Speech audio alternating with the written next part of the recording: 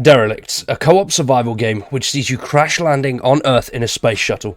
You must start from scratch, explore, build bases, and then defend those bases against mutated animals and humans. There's also a storyline which will see you finding the origin of a defense mechanism that triggered a wave of radiation on Earth, forcing the most privileged part of mankind to go and live on space stations. Now, this game looks absolutely amazing already, and recently we've been seeing a hell of a load of new features and screenshots, all from the developer Romain. Now, whether this is a one-man band, I'm not 100% sure. I haven't been able to find that out, but it does look that way, and I must say I'm very impressed. We've covered a little bit on this game already, and every little bit that we see, it just keeps getting better and better. So we start off with the developer Romain saying, "Here is a quick update just to let you guys know I'm still alive and kicking. I'm working on derelicts." Now, he's taken a few screenshots, which you can see here in the background. What he has done recently, though, is added some new enemies, a base that players will be able to furnish and make it cozy, all sorts of new wildlife, and new mechanics like the log flumes and the wind turbines have seen major improvements. Now, that is all that we've seen so far, and as of yet, we don't have a release date, but these screenshots, pretty damn juicy. I absolutely love everything that is going on so far. So those screenshots alone look absolutely amazing. But throughout March, there's been a hell of a load of activity on the Derelicts Twitter page. Now, if you aren't already following these guys, then definitely do so. I will post the links in the description down below, because there is so many awesome things that go on the Derelicts Twitter page, and they go relatively often as well. Every few days there's something going on there, even if it's just a couple of new screenshots or just some random bits. But there's a few random little videos which you can actually see that haven't been posted onto Steam, and feature some new little bits that, if you look closely, you can see things going off in the background, which we're going to have a little bit of a look at. But more importantly, yes, you can pet the doggo. The most important thing in any game that has a doggo. If you can't pet it, then I don't want to play. If you can pet the doggo, I will play the game forever and just pet the doggo for the sake of petting the doggo. And then there's this one called Trails in the Sand. Now, before seeing this, and you don't see this on the Steam page either, you wouldn't know that there's massive structures like this in the game. Whether we can actually go up and see these, or whether it's just something in the distance, is yet to be seen.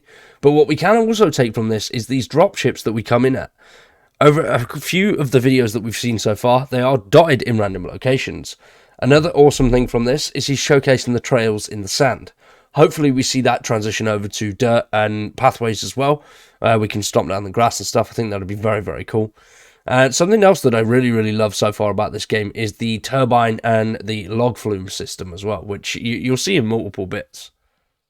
And something else is the amount of detail that goes into the basic stuff, like making iron ingots and stuff like that. I think it's just so damn cool.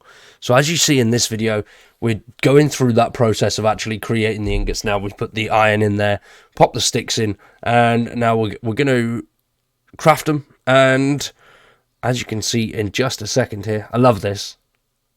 You actually create the sparks, get the fire going. I think that's really cool.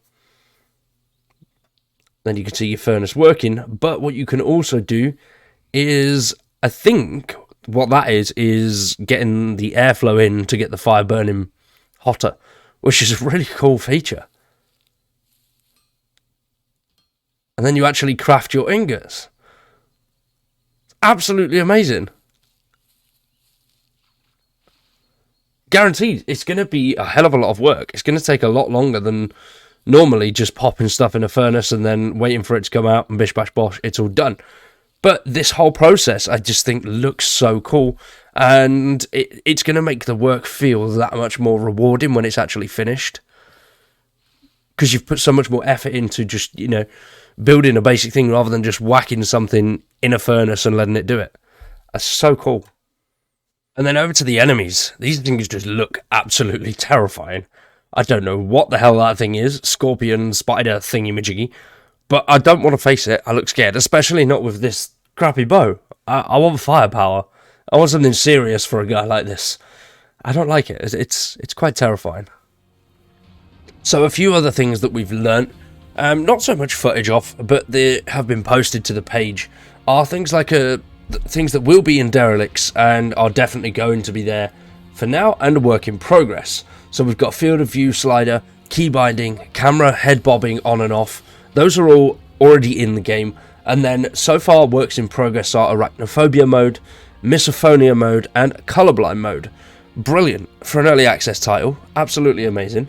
And then also alongside that we're going to see things like dismemberment of enemies like you would in the forest with the cannibals, which very, very cool as is.